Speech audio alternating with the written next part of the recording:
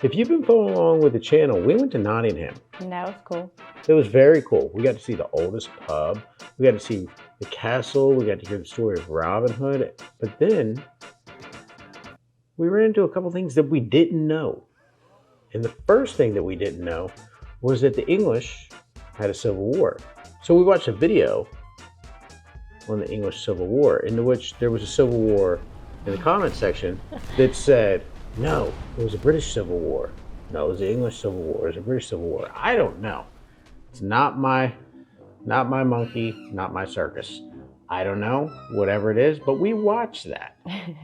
But then there was another section in the Nottingham Museum that spoke about the Luddites. Now, I had no idea what the Luddites was, and to be 100% fair with you, being dropped into the middle of something like that, the only thing that I can remember was there was a bunch of political posters. Yeah. Like political comments. So to give you an idea of like the times that like there was like newspaper, comics, and that was the style. And there was a bunch of smashed machines. And a bunch of people got sent to Australia because everybody in Australia's grandparents was criminals. And you can take that. Well, not to the bank, because the Australians will rob you.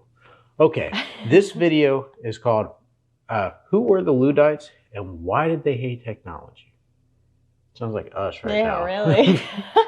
This is by Well I Never. We'll put all their links and stuff to the bottom. Check them out. Hit subscribe. They seem like they got a very cool channel. Really interesting guy, but you'll see all that. Let's get started. Hit like and subscribe. Thank you to all our Patreons. These are all our Patreons. Well, most of them, because we keep getting new ones. And as of right now, these are the Patreons of today, but there's probably more. If you signed up, we'll add your name to it. Thank you for supporting the channel, your supporting charities, and future adventures. Let's get started. On the night of the 9th of June, 1817, an act of disorder and violence occurred in rural Derbyshire in the East Midlands of England. That evening, hundreds of people gathered in the small village of South Wingfield. Some had improvised weapons, scythes and other farming tools. Others had pikes and even guns. They then began marching to the nearby village of Pentrich.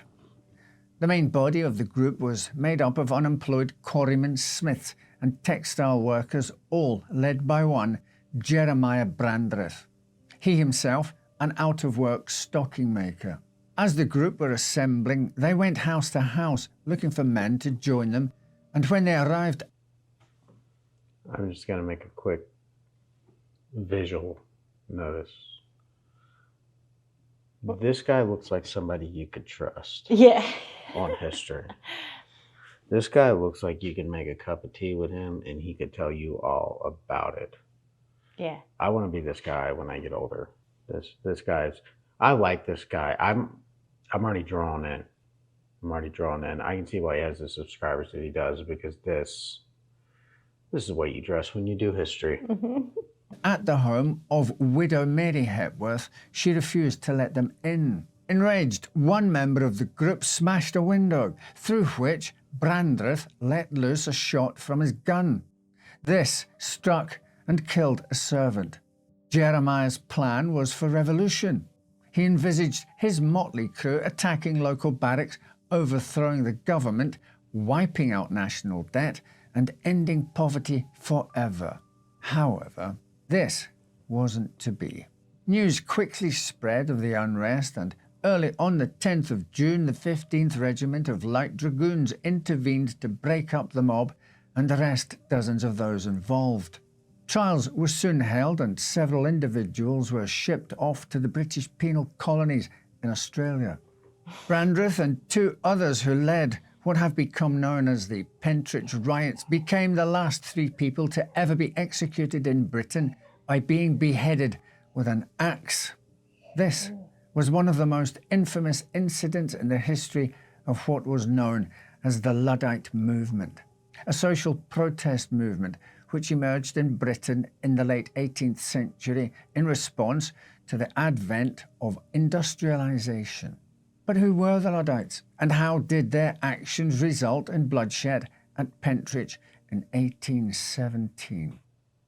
The Luddites emerged as a result of revolutionary changes in the socio-economic life of England that began in the middle of the 18th century. From as early as 1600, a number of innovations were occurring in Britain in terms of creating greater efficiencies in industrial activity. The number of mines and ironworks, for instance, expanded, while in 1712 Thomas Newcomen invented the first atmospheric steam engine that could use steam created from burning wood or coal to produce mechanical energy. As the 1700s progressed, several individuals in England realised that they could increase their profits from the refining of cotton and wool into textiles if they set up large buildings dedicated to textile manufacturing. They called these new buildings factories.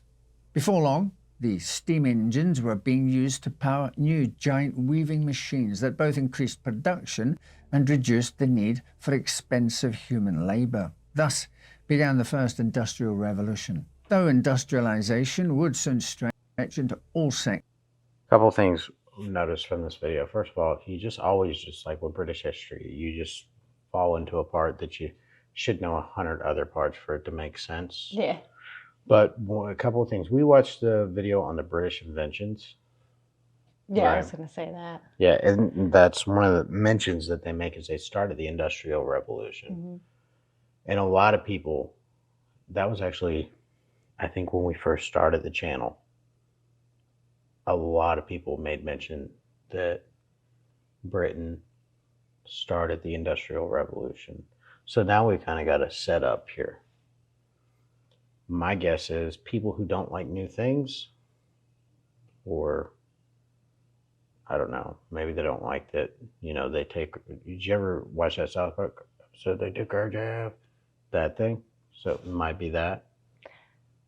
Might be that, but with new things and new technology comes a lot of change, and some people just don't like change, whether it's good or bad. Sectors of developed economies. Early on, it was primarily concerned with coal mining, metalwork and textile production. But not everyone was delighted at these new developments. As early as the 1770s, there was already growing discontent concerning the manner in which industrialization would deprive people of work they and their families had relied on for generations for their livelihoods. Soon, this murmuring would coalesce into a movement. The origins of the Luddites have taken on an almost mythical nature. It is believed that Ned Ludd was their founder, and it was from his name that they derived their moniker. According to Luddite law, Ludd was an apprentice stockinger, the name for a person who produced finished textiles using a stocking frame, a kind of knitting frame which was used to speed up the knitting process by introducing a mechanical element to it. The irony is that the stocking frame was itself not such an old device, having been invented in the late 16th century, so stockingers had not so long ago replaced those who sewed by hand in many parts of England. Ludd was perturbed in the late 1770s when his employer began introducing new and more advanced textile machines to his workshop, such as the spinning jenny, a multi-spindle frame device that had been invented in the mid-1760s and which was a cornerstone of the advent of the first industrial revolution. The spinning jenny was far more efficient than previous devices and would soon see a single stockinger able to carry out the work of 3 or 4 people.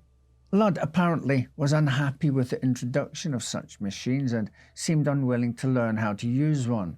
It's said that his master was advised that a little whipping was required to make him conform. However, this only served to enrage Ned, who instead of learning how to use the new machines, took a great hammer and destroyed them. At least this is one version of the story. The first written account of this dates to 1811, when it appeared in the pages of the Nottingham Review, but there is nothing to independently verify these events, which purportedly occurred further back in 1779. Because of this, we can't be sure if Ned Ludd was actually a real person or not. Whatever the truth of Ned Ludd's existence and actions, we do know that his story took on a mythical element in the decades that followed. By the beginning of the 19th century, there was an entire movement of individuals in England who were dedicated to destroying the machines which they believed would soon replace them entirely in the new factories. Over time, these industrial skeptics became known. This is just like now, kind of. You know, I think it would be scarier back then. Do you know why? Why? Because if you look at human creation, it took so long from the invention of the wheel to the wagon. Like if you look at our inventions from the Bronze Age all the way up to the invention of the gun, you're talking what, 1,000 years? 2,000, it's something like that, like 1,000, 1,500 years. But you talk from the time that we invented the combustion engine, so this is what, late 1800s, mid 1800s, to go into space. Yeah. So you look at this, this was like 200, a little over 200 years ago. Right. From that time, industry and innovation just skyrocketed. So somebody who was used to plowing a field or somebody who was used to doing something by hand, now all of a sudden, that probably at that point in time, they was probably seeing new inventions pop out daily. Yeah. You're that person who says, okay, I'm working in textiles. I make these little clay pots, or I knit these threads. Yeah. You know, I take lamb's wool and I make it into actual wool and sell it off, you know. Then all of a sudden, what is that building? That's a factory. A what? That's where one person takes a bunch of people like you, put it into a room with machines to quadruple your outtake per person and sell it in bulk. If somebody said that could a person's mind wrap it? Like, I could see why these people would be angry, because that would be so confusing to how I do it, how my grandfather did it, how his father did it, all the way back, because it seemed like human technology. It seemed like human technology went like this. It was steadily going up, and then around this time, that 1800s, all the way to now. And that had to be scary for these people, especially people, because Industrial Revolution is really what started like cities, because these factories was built and everybody else was farmers. Well, this was at least a story in America, is everybody was farmers. Then you had places like New York that was starting these factories, and they found out, you know, I don't have to slave out into the field all day. I can go work into a chemical factory, which hindsight was not the best choice. Hindsight probably wasn't the best choice. Well, I'm just thinking now, like how one day when you walked into a store like Walmart, and it was just a bunch of registers with a bunch of people checking you out, and then you walk in there a day later and it's like all self-checkout. All machines are just taking your job. One person standing to make sure it goes right. Yeah, there's no Luddites. There's literally just one person teaching you how to use that machine so they can get fired too. Yeah. And like the way things are going now with AI, it's just knocking more and more people out of actual work. Yeah. I don't think it's knocking people out of work right now, but I think it's definitely, people see that coming. Well, it's on the verge of it. Yeah. Some people's not happy about it. Well, they got AI stuff at like McDonald's drive-thru. Yeah. Like drive-thru. AI takes your order now. That's crazy. Yeah, I don't like that. Yeah. Known as Luddites, and they referred to Ned Ludd as King Ludd or General Ludd. Those who destroyed machinery would often give his moniker as their name when captured by authorities. While some believe that there were Luddites operating from as early as the 1770s, in reality, they were primarily active in the 1800s and 1810s. During these years, groups of Luddites vandalised industrial machinery in factories and workshops across England. This then escalated from 1811 onwards into acts of violent riot and affray in individual towns and cities. Across 1811 and 1812, there was extensive Luddite violence in Nottinghamshire and other places in the north of England where the main industrial centres were. Before long, the group had become highly organised, with local associations meeting at night to plan their activities and engage in quasi-military drills. Riots ensued, some resulting in death either of rioters or those who dared to use the new machinery. On a more subtle level, the workers simply sabotaged machines in the factories they worked in clandestinely. Thus, in the early 1810s, the Luddites became a growing movement and a worrying one for the British government. There were major underlying reasons for this.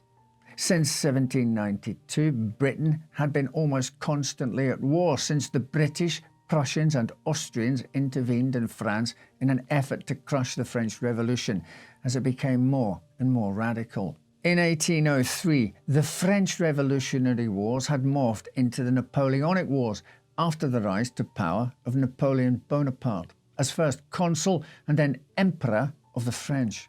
By 1807, with the signing of the Treaty of Tilsit, Napoleon had conquered or brought on side the vast majority of continental Europe, with only Russia and Britain unvanquished. Bonaparte had then introduced an economic boycott of Britain called the Continental System, which required all of Europe to refuse to trade with the British. The Continental System and over 2 decades of nigh-on continuous warfare had impacted greatly on the British economy and the kinds of ordinary workers who joined. Wouldn't you like to be England? Like, wouldn't you like to be Britain at that time, that you're just like, nobody wants to trade with you, all your resources is low, and you're like,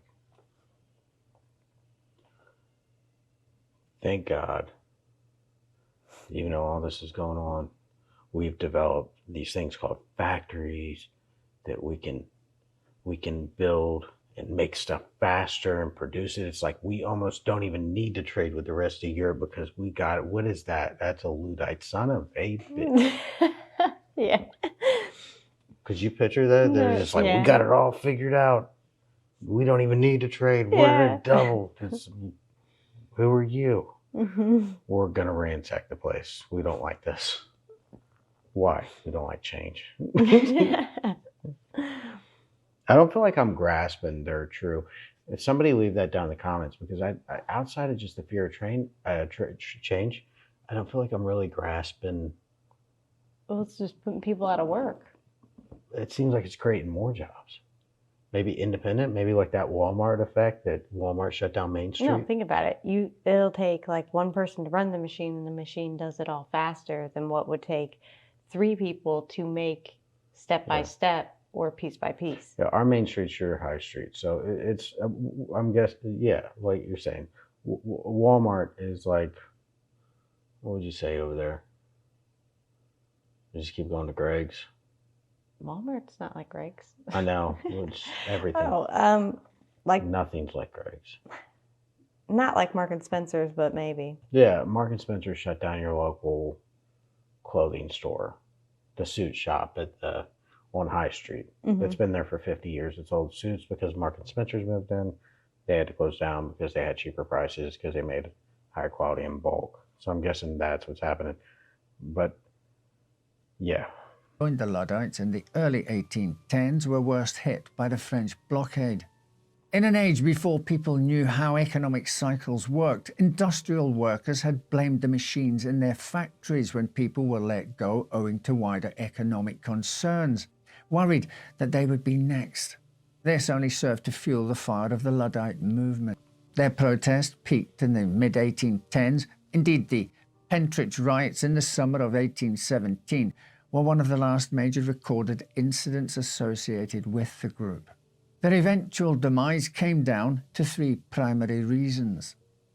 Firstly, there was the British government's response to the lawlessness and violence that were a growing aspect of the riot. As early as 1812, the Destruction of Stocking Frames Act was passed by Parliament, one which aimed to increase the legal penalty for sabotaging or vandalising industrial machinery associated with the textile industry.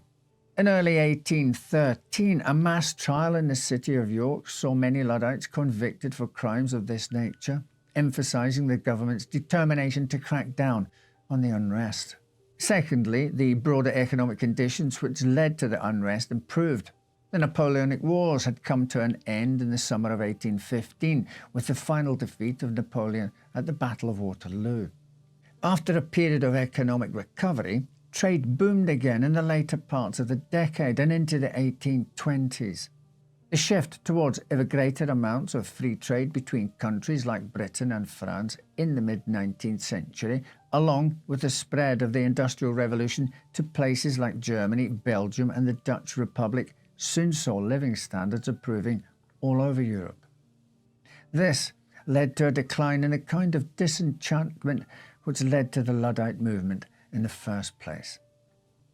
Thirdly, and finally, generational change simply took effect.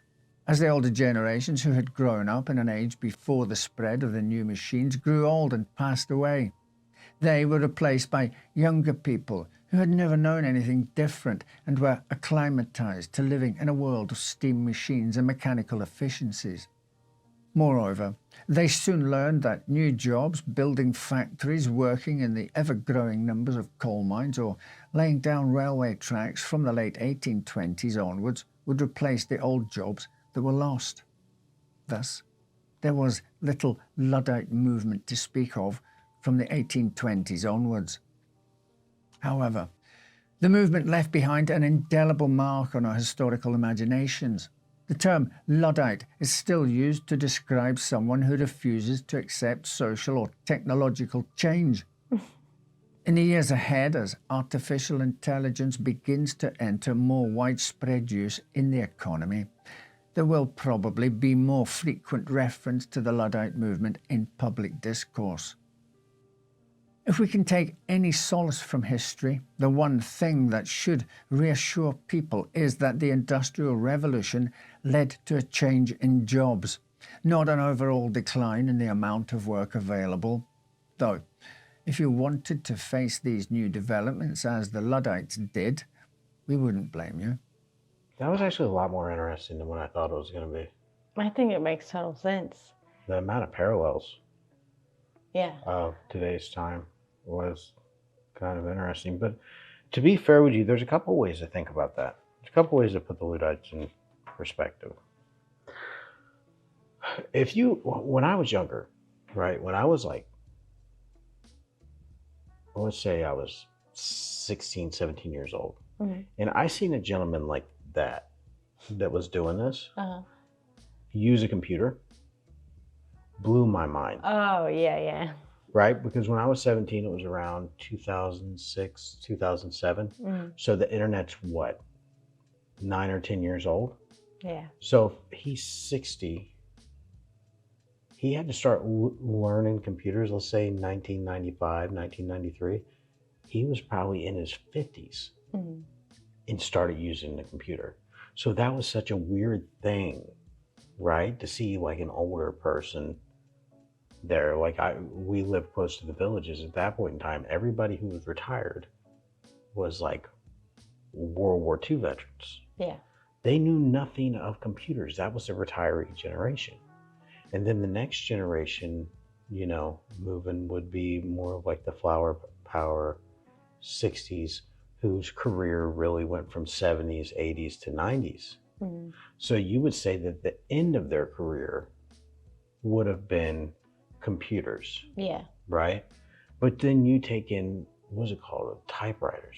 You go from writing to typewriters to phones to they was ending their career with fax machines. So I would think that there's a certain portion of every industry, since I think that just kind of, and I might be wrong, that Luddite movement marked the start of things are going to start changing. And I believe AI is going to take certain jobs. But I also think that this conversation happened back when the internet was coming around. Yeah. Because when computers started taking over, you know what I mean? But we just did not have a full idea of what it was going to be, because the internet really didn't take jobs. The internet, it may have took jobs, but how many more did it create? Well, that's the thing though, is it takes certain, with even what went on with them to what's going on now, it takes certain jobs. So if you're a person that only knows one trade or how to do one thing, and you're not willing to learn a new trade or a new thing, then you end up jobless. With no way to work or provide. If that's the thing about change, is you have to change with it. So it will create new jobs, just like that created new jobs. But if you didn't want to build a factory or learn how to run those machines, and you just wanted to sew the old-fashioned way, then you were not going to succeed. You have to change with the change. And there's and that's scary. And especially for someone who's a little bit older, at whatever point in time the change is. There's an old saying that says, if you want to know where you're going, look where you came from. And even outside of British history, this is just like a retrospective for the world. The Bible says there's nothing new under the sun. And it's so crazy to look 250 years ago and see people.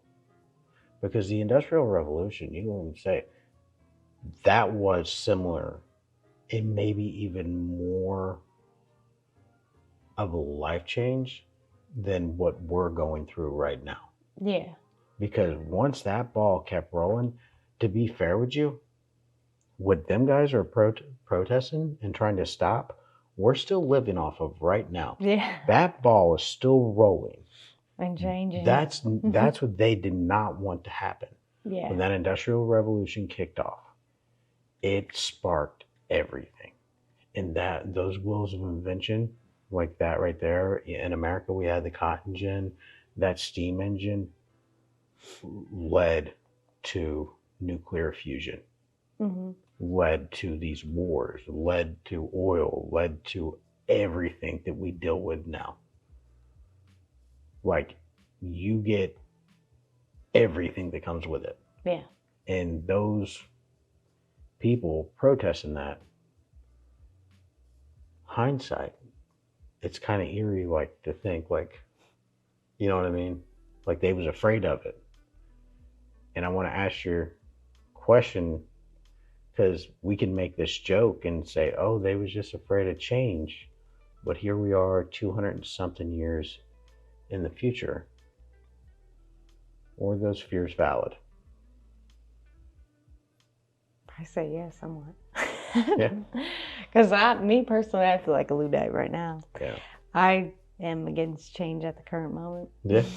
And I want to revert back to early 2000s. And I think some of the technology is a little much anymore. I think our use of technology is getting out of hand.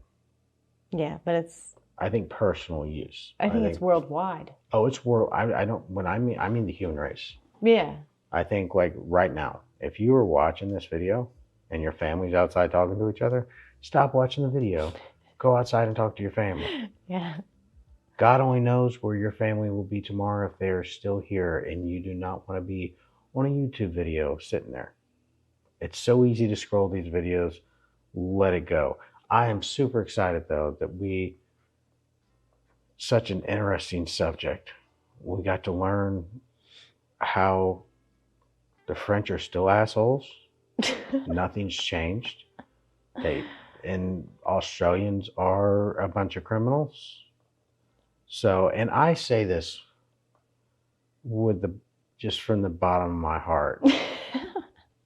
We're the only good kids you got, Britain, and us Americans. The rest are heathens. It really is. We're your good kids. I mean, long term, we can't take current situations. I think we've draw this out too long. I am Rich. And I'm Tiffany. And that was a Luddites.